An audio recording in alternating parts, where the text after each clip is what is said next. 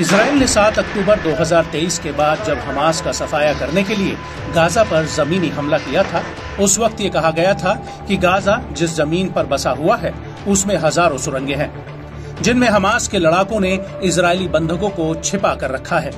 साथ ही वो अपने पूरे नेटवर्क को इन्हीं सुरंगों से ऑपरेट कर रहे हैं और इन सुरंगों को ध्वस्त कर पाना इजरायली सेना के लिए सबसे बड़ी चुनौती होगी। हालांकि अभी तक आईडीएफ गाजा के भीतर कई सुरंगों को तबाह कर चुकी है, लेकिन अभी भी कई ऐसी खुफिया सुरंगें हैं जो आईडीएफ की नजरों से दूर हैं। और अब इसी कड़ी में हमास ने टेलीग्राम पर एक वीडियो रिलीज किया है। ये वीडियो राफा के तल अल सुल्तान इलाके का बताया जा रहा है, जहां पर हमास के लड़ाके एक बिल्डिंग के नीचे सुरंग में खोदते हुए नजर आ रहे हैं। इसके बाद ये इस सुरंग को अल बहार स्ट्रीट की सड़क के बीचों बीच छोड़ देते हैं। बता दें कि इस रास्ते से होकर इजरायली सैनिक गुजरते हैं।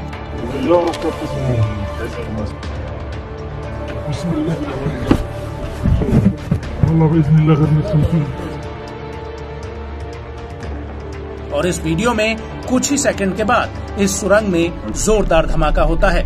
दरअसल धमाका होने से पहले आईडीएफ का एक टैंक इस सड़क पर आता है और उसके तुरंत बाद सुरंग में ब्लास्ट हो जाता है, जिसकी चपेट में ये टैंक आ जाता है। दरअसल अल कासिम ब्रिगेड के लड़ाके इस सुरंग में भारी मात्रा में विस्फोटक लगा देते हैं और जैसे ही आईडीएफ का मरकावा टैंक यहाँ से गुजरता है, सुरंग में रखा बारूद फट जाता है। अल कासिम का कहना है कि इस धमाके में टैंक का चालक दल मारा गया है। आपको बता दें कि हमास ने न सिर्फ राफा में आईडीएफ को तगड़ा झटका दिया है, बल्कि जेनिन में भी 27 जून 2024 की रात को हुए एक धमाके में आईडीएफ के एक 19 साल के स्नाइपर कमांडर सार्जेंट इयाल शाइनीस की मौत हो गई है और इस धमाके में 16 सैनिक घायल हुए हैं। इजरायली सेना के रेडियो का कहना है कि पहला विस्फोटक नामे टाइप आर्मर्ड व्हीकल में फटा। इजरायली सेना का कहना है कि शुरुआती जांच में ये पता चला है कि 2 विस्फोटक कम से कम 1.5 मीटर की गहराई में दबाए गए थे, जो कि इजरायली सैन्य वाहन के वहां से गुजरने के दौरान फट गए।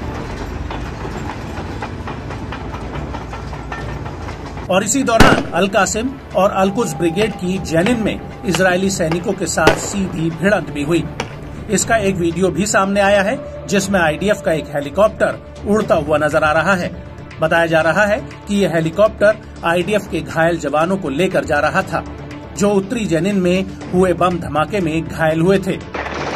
बड़ी बात यह है कि इस हमले से पहले इजरायली सेना ने जेनिन के कालिकिलिया गवर्नेट, बेथलेहम और हेब्रोन में छापेमारी की थी। इसके अलावा रामल्ला के केंद्रीय इलाके में भी आईडीएफ ने कई रेड मारी थी और इस कार्रवाई से पहले 26 जून को आईडीएफ ने दक्षिणी हेब्रोन में 7 बिल्डिंग्स को ध्वस्त कर दिया था। इस दौरान अल इसवैया में आईडीएफ ने आंसू गैस के गोले छोड़े थे और बमबारी की थी।